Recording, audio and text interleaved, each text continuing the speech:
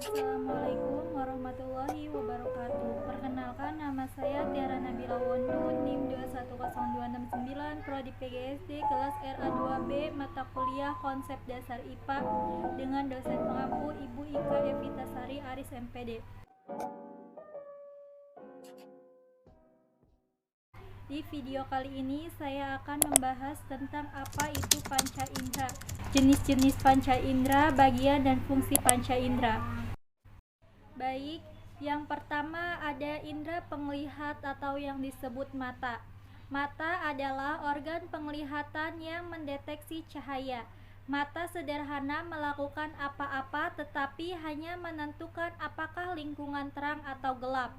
Sedangkan mata yang lebih kompleks digunakan untuk memberikan rasa visual. Bagian-bagian mata. Berikut ini terdapat beberapa bagian-bagian mata, antara lain: 1. Bola mata.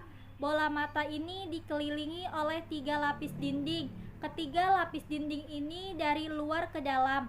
Berikut ketiga lapis dinding. Yang pertama, sklera. Sklera merupakan jaringan ikat dengan serat yang kuat, berwarna putih buram atau tidak tembus cahaya, kecuali di bagian depan bersifat transparan yang disebut kornea. Selain itu ada juga konjungtiva. Konjungtiva adalah lapisan transparan yang melapisi kornea dan kelopak mata. Lapisan ini berfungsi melindungi bola mata dari gangguan. Yang kedua, koroid. Berwarna coklat kehitaman sampai hitam. Koroid merupakan lapisan yang berisi banyak pembuluh darah yang memberi nutrisi dan oksigen terutama untuk retina. Warna gelap pada koroid berfungsi untuk mencegah refleksi atau pemantulan sinar. Di bagian depan koroid membentuk badan siliaris yang berlanjut ke depan membentuk iris yang berwarna. Sedangkan di bagian depan iris bercelah membentuk pupil atau anak mata. Dengan melalui pupil sinar masuk, iris berfungsi sebagai diafragma, yaitu pengontrol ukuran pupil untuk mengatur sinar yang masuk. Sedangkan badan siliaris membentuk ligamentum yang berfungsi mengikat lensa mata. Dan kontraksi dan relaksi dari otot badan siliaris akan mengatur cembung pipihnya lensa. Yang ketiga, retina. Retina merupakan lapisan yang peka terhadap sinar. Sedangkan pada seluruh bagian retina berhubungan dengan badan sel-sel saraf yang serabutnya membentuk urat saraf optik yang memanjang sampai ke otak. Bagian yang dilewati urat saraf optik tidak peka terhadap sinar dan daerah ini disebut bintik buta. Adanya lensa dan ligamentum pengikatnya menyebabkan rongga bola mata terbagi dua, yaitu bagian depan yang terletak di depan lensa berisi cairan yang disebut aqueous humor dan bagian belakang yang terletak di belakang lensa berisi vitreous humor. Kedua cairan tersebut berfungsi menjaga lensa agar selalu dalam bentuk yang benar. 2. Kotak mata. Kotak mata pada tengkorak berfungsi melindungi bola mata dari kerusakan. Selain itu, selaput transparan yang melapisi kornea dan bagian dalam kelopak mata disebut konjungtiva. Selaput ini peka terhadap iritasi. Konjungtiva ini penuh dengan pembuluh darah dan serabut saraf. Radang konjungtiva disebut konjungtivis yang berfungsi untuk mencegah kekeringan. Konjungtiva juga dibasahi dengan cairan yang keluar dari kelenjar air mata atau yang disebut kelenjar lakrimal yang terdapat di bawah alis. Sedangkan air mata mengandung lendir, garam, dan antiseptik dalam jumlah kecil. Air mata juga berfungsi sebagai alat pelumas dan pencegah masuknya mikroorganisme ke dalam mata. 3. Otot mata. Ada 6 otot mata yang berfungsi memegang sklera. 4 diantaranya disebut otot rectus. Rectus inferior, rectus superior, rectus eksternal, dan rectus internal.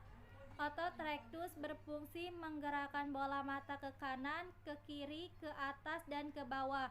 2 lainnya adalah otot oblik atas atau yang disebut superior dan otot oblik bawah yang disebut inferior. Mekanisme kerja mata.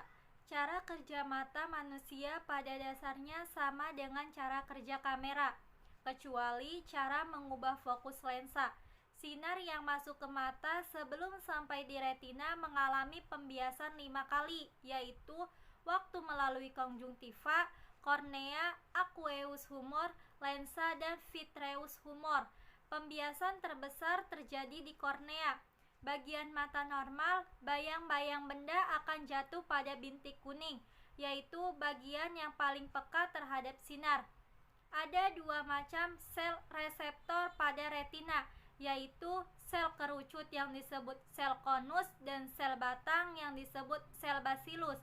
Sel konus berisi pigmen lembayung, pada sel batang berisi pigmen ungu. Kedua macam pigmen akan terurai bila terkena sinar, terutama pigmen ungu yang terdapat pada sel batang. Oleh karena itu, pigmen pada sel basilus berfungsi untuk situasi kurang terang, sedangkan pigmen dari sel konus berfungsi lebih pada suasana terang, yaitu untuk membedakan warna. Makin ke tengah, maka jumlah sel batang makin berkurang, sehingga di daerah bintik kuning hanya ada sel konus saja. Pigmen ungu yang terdapat pada sel basilus disebut rhodopsin, yaitu suatu senyawa protein dan vitamin A. Apabila terkena sinar, misalnya sinar matahari, maka rhodopsin akan terurai menjadi protein dan vitamin A. Pembentukan kembali pigmen terjadi dalam keadaan gelap. Untuk pembentukan kembali memerlukan waktu yang disebut adaptasi gelap, atau yang disebut juga adaptasi rhodopsin. Pada waktu adaptasi, mata sulit untuk melihat. Pigmen lembayung dari sel konus merupakan senyawa iodopsin yang merupakan gabungan antara retinin dan opsin. Ada 3 macam sel konus, yaitu sel yang peka terhadap warna merah, hijau, dan biru. Dengan ketiga macam sel konus tersebut, mata dapat menangkap spektrum warna. Kerusakan pada salah satu sel konus akan menyebabkan buta warna. Jarak terdekat yang dapat dilihat dengan jelas disebut titik dekat atau yang disebut punctum proximum. Jarak terjatuh saat benda tampak jelas tanpa kontraksi disebut titik jauh, atau yang disebut punctum remotum. Jika kita sangat dekat dengan objek, maka cahaya yang masuk ke mata tampak seperti kerucut.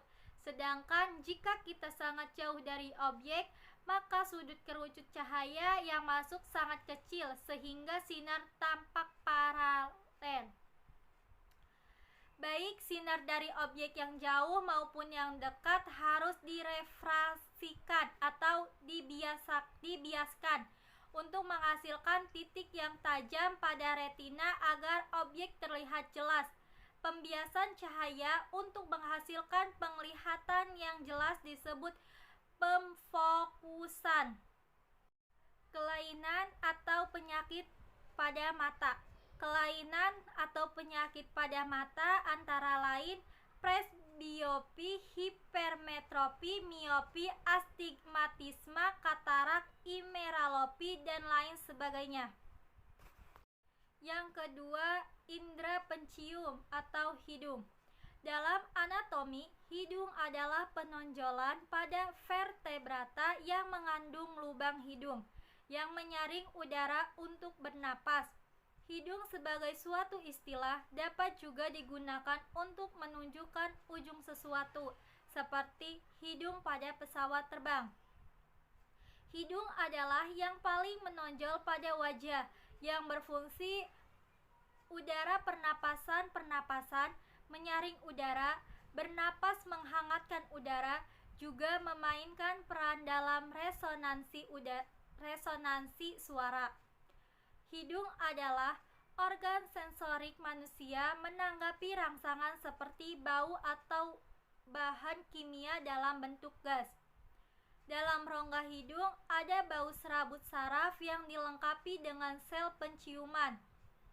Setiap sel memiliki bau rambut-rambut halus atau yang disebut silia penciuman di ujung dan ditutupi oleh selaput lendir yang berfungsi sebagai rongga hidung pelembab. Bagian-bagian hidung berikut ini terdapat beberapa bagian-bagian hidung antara lain: 1. Rongga hidung atau yang disebut nasal cavity, berfungsi untuk mengalirkan udara dari luar tenggorokan menuju paru-paru. Rongga hidung ini dihubungkan dengan bagian belakang tenggorokan. Rongga hidung dipisahkan oleh langit-langit mulut kita yang disebut dengan palate. Rongga hidung bagian atas terdapat sel-sel reseptor atau ujung-ujung saraf pembau. Saraf pembau ini timbul bersama dengan rambut-rambut halus pada selaput lendir yang berada di dalam rongga hidung bagian atas, dapat membau dengan baik. Yang kedua, ada mucous membran, berfungsi menghangatkan udara dan melembabkannya.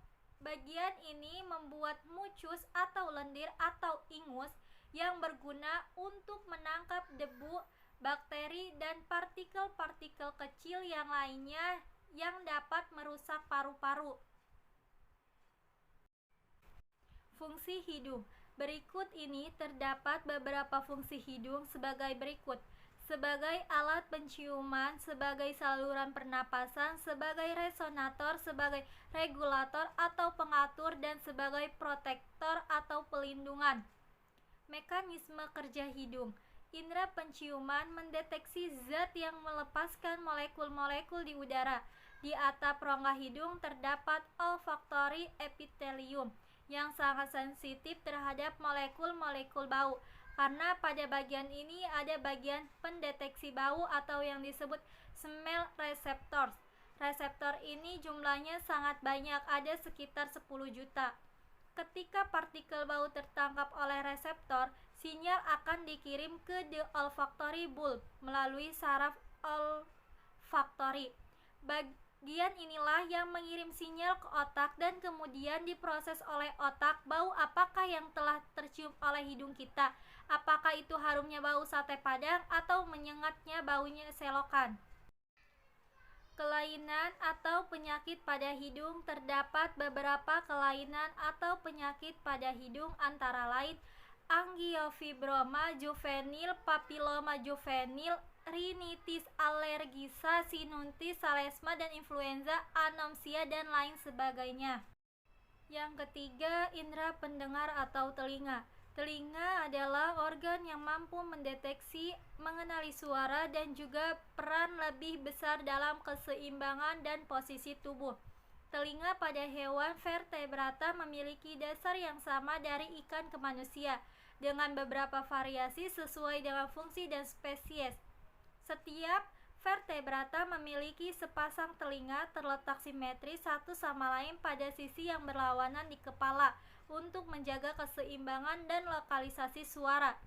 Suara adalah bentuk energi yang bergerak melalui udara, air, atau benda lainnya dalam sebuah gelombang.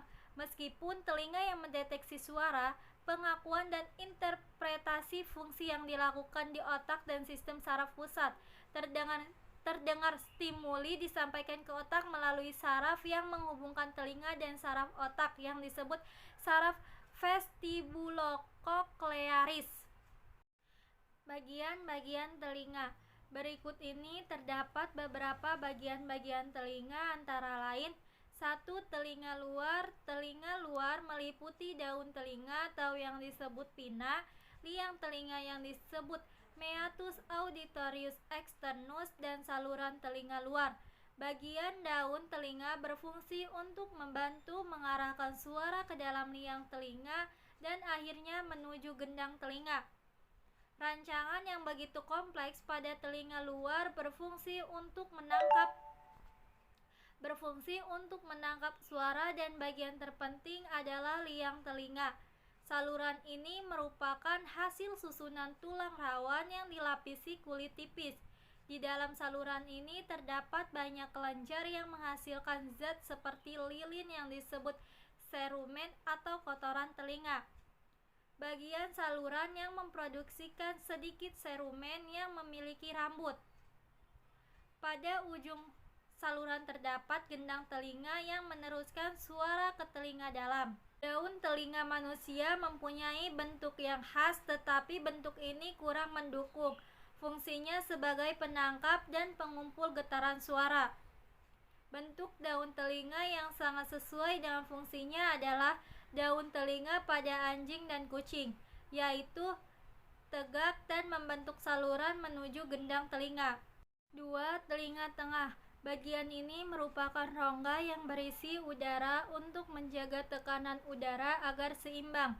Telinga tengah meliputi gendang telinga, 3 tulang pendengaran yaitu martir atau yang disebut malleus menempel pada gendang telinga, tulang landasan atau yang disebut incus. Kedua tulang ini terikat erat oleh ligamentum sehingga mereka bergerak sebagai satu tulang. Dan tulang sangurdi atau yang disebut stapes yang berhubungan dengan jendela oval. Muara tuba eustachi yang menghubungkan ke faring juga berada di telinga tengah. Getaran suara yang diterima oleh gendang telinga akan disampaikan ke tulang pendengaran. Masing-masing tulang pendengaran akan menyampaikan getaran ke tulang berikutnya. Tulang sangurdi yang merupakan tulang terkecil di tubuh meneruskan getaran ke koklea atau rumah siput. 3. Telinga dalam. Bagian ini mempunyai susunan yang rumit, terdiri dari labirin tulang dan labirin membran. Ada 5 bagian utama dari labirin membran, yaitu 3 saluran setengah lingkaran, ampula, utriculus, saculus, kolea atau rumah siput. Saculus berhubungan dengan urticulus melalui saluran sempit. 3 saluran setengah lingkaran, ampula, utriculus dan saculus merupakan organ keseimbangan, dan keempatnya terdapat di dalam rongga vestibulum dari labirin tulang. Kolea mengandung organ korti untuk pendengaran. Kolea terdiri dari 3 saluran yang sejajar, yaitu saluran vestibulum yang berhubungan dengan jendela oval, saluran tengah dan saluran timpani yang berhubungan dengan jendela bundar, dan saluran kanal yang dipisahkan satu dengan lainnya oleh membran. Di antara saluran vestibulum dengan saluran tengah terdapat membran Reissner, sedangkan di antara saluran tengah dengan saluran timpani terdapat membran basiler. Dalam saluran tengah terdapat suatu tonjolan yang dikenal sebagai membran tektorial yang paralel dengan membran basiler dan ada di sepanjang koklea. Sel sensori untuk mendengar tersebar di permukaan membran basiler dan ujungnya berhadapan dengan membran tektorial. Dasar dari sel pendengar terletak pada membran basiler dan berhubungan dengan serabut saraf yang bergabung membentuk saraf pendengar. Bagian yang peka terhadap rangsang bunyi ini disebut organ korti. Mekanisme kerja telinga. Gelombang bunyi yang masuk ke dalam telinga luar menggetarkan gendang telinga. Getaran ini akan diteruskan oleh ketiga tulang dengar ke jendela oval. Getaran struktur koklea pada jendela oval diteruskan ke cairan limfa yang ada di dalam saluran vestibulum. Getaran cairan tadi akan menggerakkan membran Reissner dan menggetarkan cairan limfa dalam saluran tengah. Perpindahan getaran cairan limfa di dalam saluran tengah menggerakkan membran Basler yang dengan sendirinya akan menggetarkan cairan dalam saluran timpani. Perpindahan ini menyebabkan melebarnya membran pada jendela bundar. Getaran dengan frekuensi tertentu akan menggetarkan selaput-selaput basiler yang akan menggerakkan sel-sel rambut ke atas dan ke bawah. Ketika rambut-rambut sel menyentuh membran tektorial, terjadilah rangsangan atau impuls. Getaran membran tektorial dan membran basiler akan menekan sel sensori pada organ korti dan kemudian menghasilkan impuls yang akan dikirim ke pusat pendengar di dalam otak melalui saraf pendengaran. Kelainan penyakit pada telinga. Berikut ini terdapat beberapa kelainan penyakit pada telinga, antara lain tuli, conge, otitis eksterna, perikondritis, eksim cidera, tumor, dan lain sebagainya. Yang keempat, indera pengecap atau lidah. Lidah adalah kumpulan otot rangka pada dasar mulut yang dapat membantu pencernaan makanan dengan mengunyah dan menelan. Aloe dikenal sebagai rasa selera yang memiliki struktur yang lebih pengecap. Lidah juga membantu dalam aksi bicara, juga bantuan membalik melalui makanan di dalam mulut. Permukaan atas lidah penuh dengan tonjolan atau yang disebut papila. Tonjolan itu dapat dikelompokkan menjadi 3 macam bentuk, yaitu bentuk benang, bentuk dataran yang dikelilingi parit-parit, dan bentuk jamur. Tunas pengecap terdapat pada parit-parit papila bentuk dataran, di bagian samping dari papila berbentuk jamur, dan di permukaan papila berbentuk benang. Bagian-bagian lidah. Sebagian besar lidah tersusun atas otot rangka yang terletak pada tulang hyoideus, tulang rahang bawah, dan processus cloideus di tulang pelipis. Terdapat 2 jenis otot pada lidah, yaitu otot ekstrinsik dan intrinsik. Lidah memiliki permukaan yang kasar karena adanya tonjolan yang disebut papila. Terdapat 3 jenis papila, yaitu papila filiformis berbentuk seperti benang halus, papila circumvallata berbentuk bulat tersusun seperti huruf V di belakang lidah, papila fungiformis berbentuk seperti jamur. Tunas pengecap adalah bagian pengecap yang ada di pinggir papila, terdiri dari 2 sel, yaitu sel penyongkong dan sel pengecap. Sel pengecap berfungsi sebagai reseptor, sedangkan sel penyongkong berfungsi untuk menompang. Bagian-bagian lidah. Bagian depan lidah fungsinya untuk mengecap rasa manis. Bagian pinggir lidah fungsinya untuk mengecap rasa asin dan asam. Bagian belakang atau pangkal fungsinya untuk mengecap rasa pahit. Lidah memiliki kelenjar ludah yang menghasilkan air ludah dan enzim amilase atau ptyalin. Enzim ini berfungsi untuk mengubah zat tepung atau amilum menjadi zat gula. Letak kelenjar ludah yaitu kelenjar ludah atas terdapat di belakang telinga dan kelenjar ludah bawah terdapat di bagian bawah lidah. Fungsi lidah. Berikut ini terdapat beberapa fungsi lidah, antara lain menunjukkan kondisi tubuh. Selaput lidah manusia dapat digunakan sebagai indikator metabolisme tubuh, terutama kesehatan tubuh manusia. Warna lidah kuning menandakan adanya infeksi bakteri. Jika warna kuning menuju kehijauan, adanya infeksi bakteri akut. Merah menandakan aktivitas panas tubuh. Jika hanya terdapat pada ujung lidah, berarti adanya panas pada jantung. Jika terdapat pada sisi kanan kiri, menandakan adanya gangguan ginjal dan kandung empedu.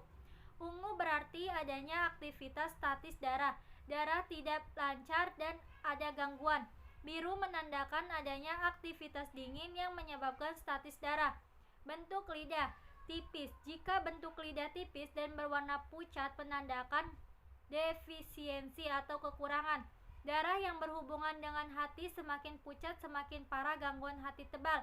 Sirkulasi darah tidak normal, menandakan gangguan ginjal dan limpa kaku. Menandakan masuk angin panjang, adanya aktivitas panas pada jantung retak, adanya gangguan pada lambung limpa dan jantung.